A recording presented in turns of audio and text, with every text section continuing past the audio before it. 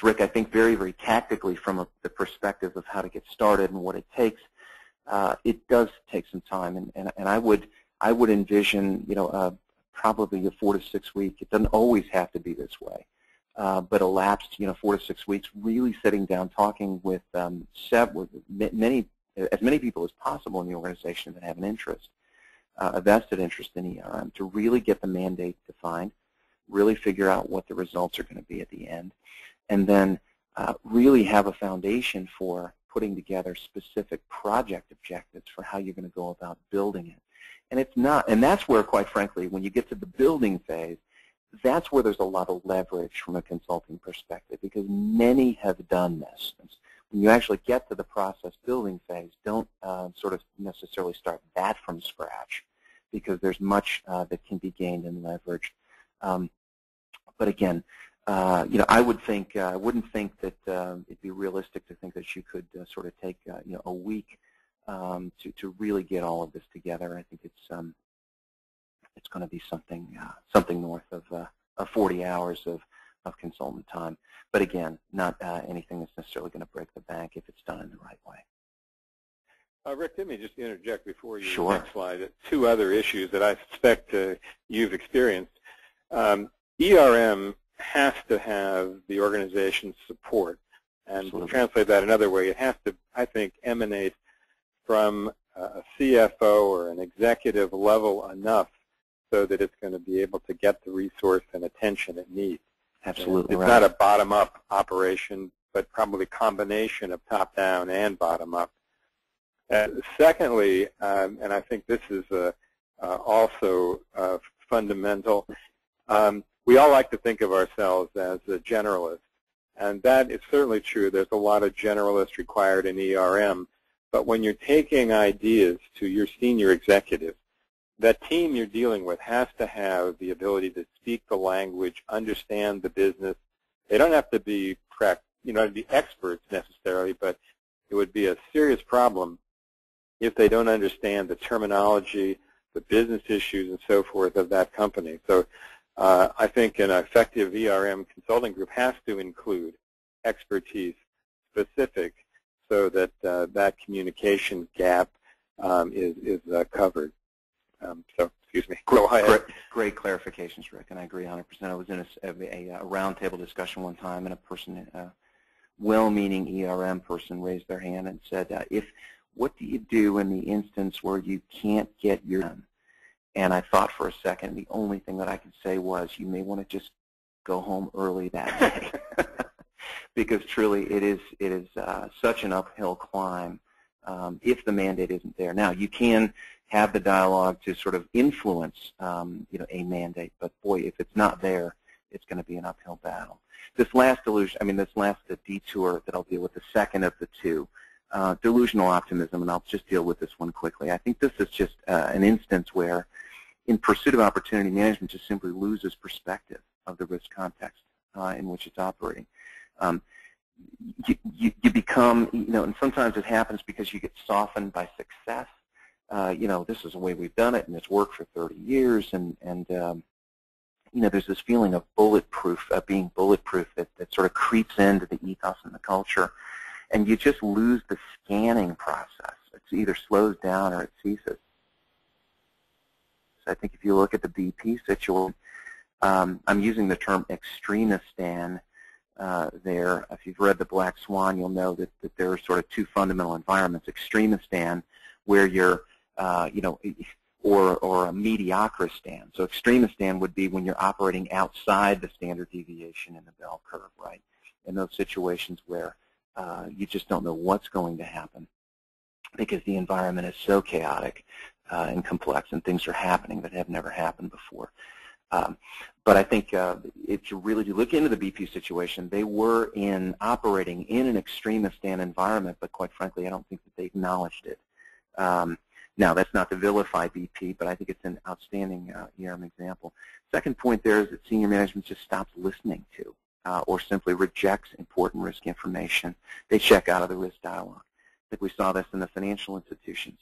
I hear what you're saying, but we're just making too much money to do anything about it right now. And so, so business marches on and outsized risks continue to be taken. Again, the symptoms of this are this see no evil, or sort of this bulletproof mentality, and it's difficult to challenge when it exists.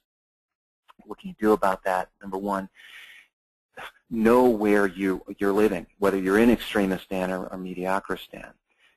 If you're in extremistan, boy, focusing on emerging risks becomes even more critical. We were in a meeting at the end of 2009 with our corporate risk management committee, and one of our executives said, we were going through the risk list and updating it, and we just sort of called a hard stop, and our head of global equity trading said, hold on. We should be talking about what could happen next week. We're living in a 3 standard deviation world right now.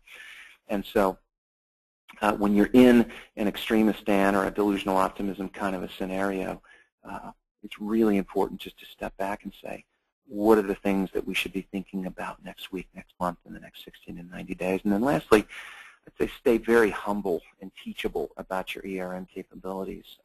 This is sort of good advice to in any change initiative. But really, don't go out there and trumpet. Believe me, I've made this mistake before. Don't go out and trumpet what the ERM program is going to do. Wait till you've accomplished something, and then talk about what you've accomplished. The old under-promise and over-deliver is the best policy in this situation.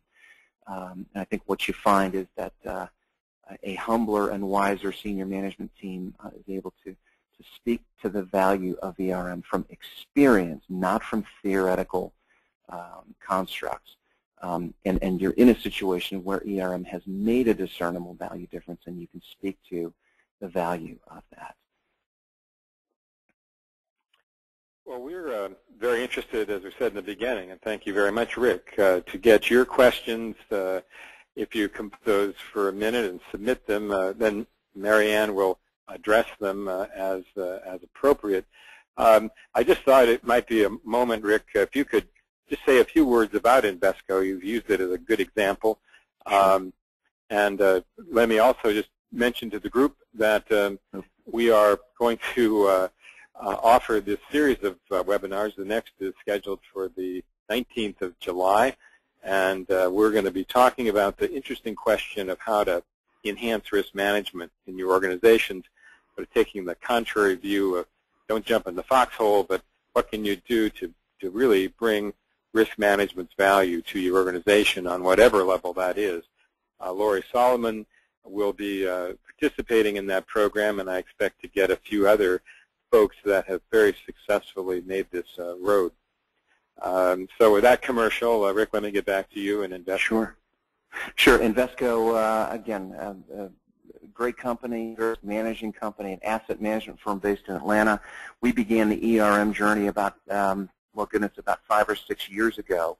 When I joined the company 4 years ago, I fundamentally took on the role of head of enterprise risk with the responsibility for sort of taking what was already there, and there were many sort of good risk management practices within the company, but then knitting those together in such a way that we could actually say that we had really built in a good risk management framework and process into the DNA of the company. That took about 3 to 4 years, and you know, one of the best exercises in that experience was actually having to go back and put a PowerPoint presentation together for Standard & Poor's when they evaluated our ERM process. And literally it was called Enterprise Risk Management at Invesco. And it forced us to actually tell the story of our ERM process in totality and why everything was knitted together the way it was: operational, strategic, financial, compliance, IT security, how those risk management domains work together within the company, and how all of that working together as a company made a difference in our overall business performance. Fortunately, we were able to get an upgrade in our Standard & Poor's rating of our ERM practices from adequate to strong. And it was a phenomenal experience. I left Invesco just simply because I've chosen to get back into the consulting domain and see if there are other companies perhaps that, well, there certainly are other companies that need help with this, but that is my passion at the moment. Thanks, Rick. Marianne, can you, have you got any questions we need to address? Yes, we have a couple of questions here.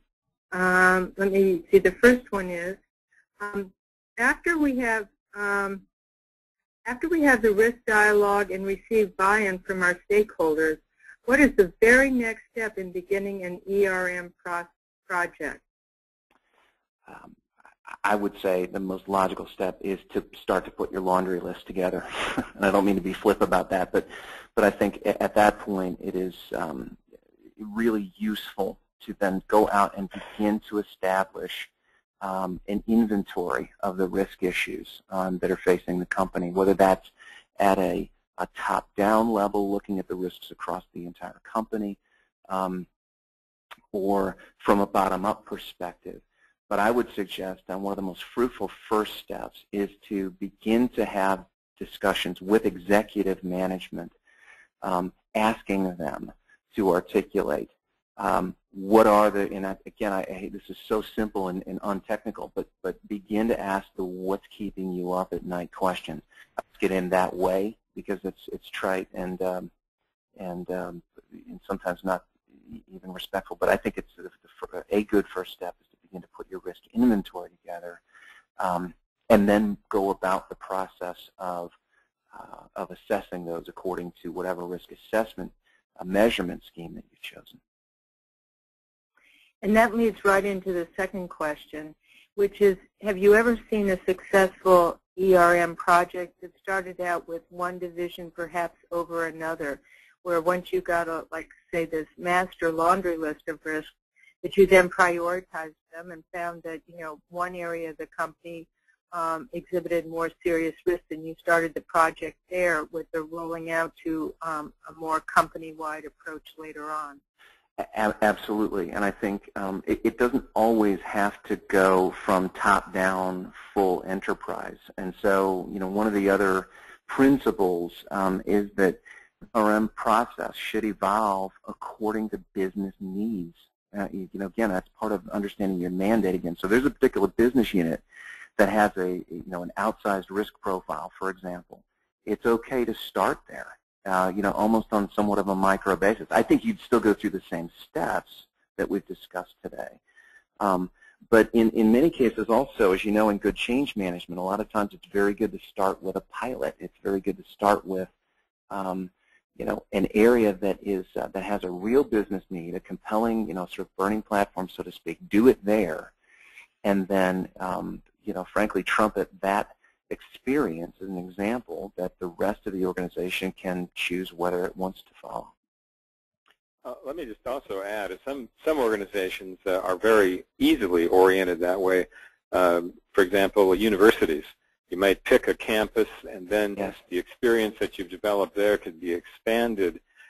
What also the practical matter, generally speaking, once the mandate is there, as this question frames, people can get very excited about contributing to this process because they may have had concerns, they may have had issues, but they never had an avenue to bring them to management's attention. So you can get some really good input from perhaps an individual that has been there and recognizes these risks, and then use that to leverage or to expand that concept to other divisions or more generally for the organization. Agreed, Rick. Great point. That's the end of the questions, Rick and Rick. We appreciate your time and your attention. I think Rick has done an amazingly effective job at covering something this detailed in the time frame that we've set out. Like I said, there'll be copies of the slides and the ability to replay the session through our website at shelterislandrisk.com.